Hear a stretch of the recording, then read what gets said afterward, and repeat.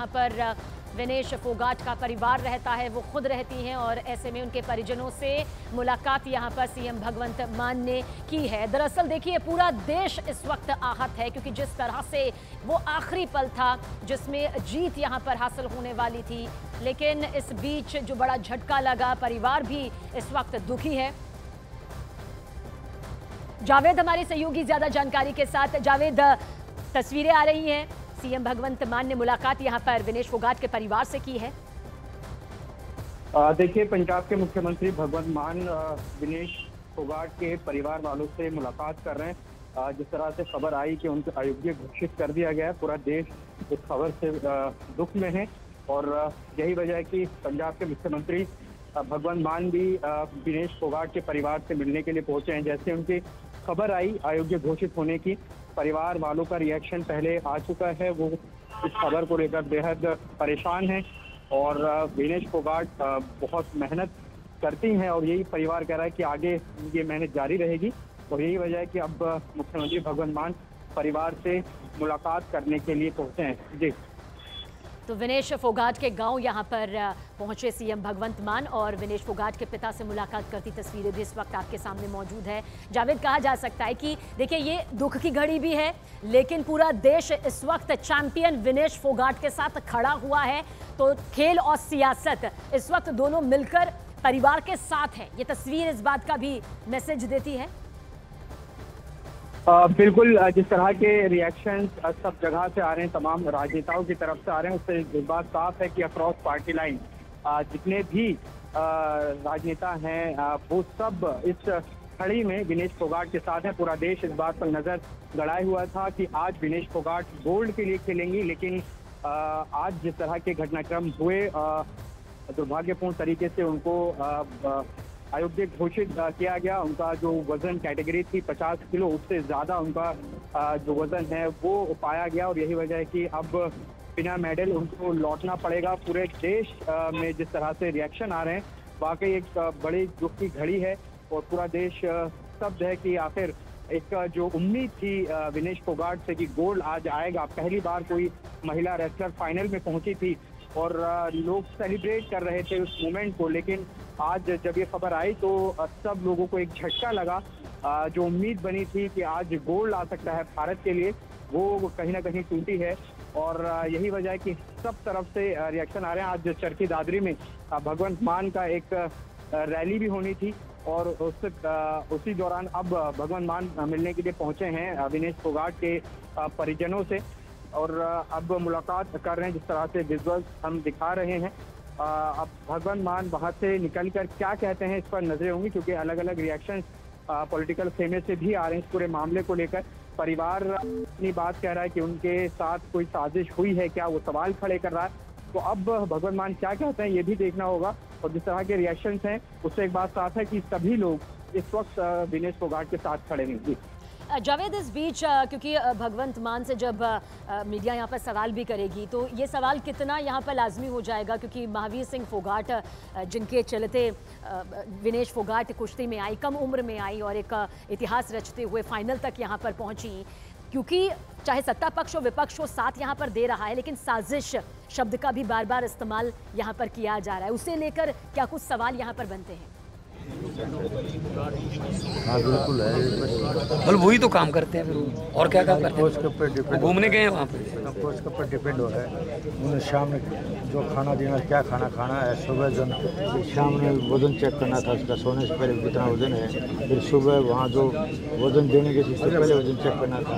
अभी छोटी 100-150 ग्राम वजन तो सिर्फ उसके बाढ़ है। आपने तो इतने मुकाबले देखे, इतने बड़े लेवल पे कभी देखा है ऐसे? गोल्ड आने वाला था। देखो जी, जो जापान की जो लड़की थी बढ़िया, तो आज तक की लड़की से हारी है।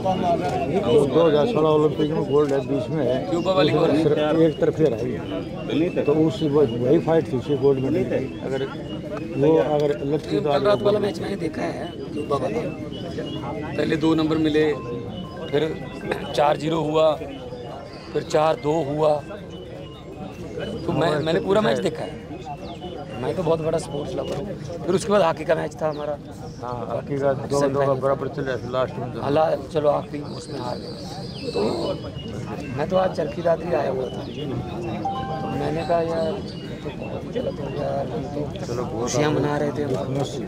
लेकिन फोगाट जो है वो अभी हमारे दिलों में हीरो ही है। वो हमारे दिलों में वो हमेशा राज करेगी।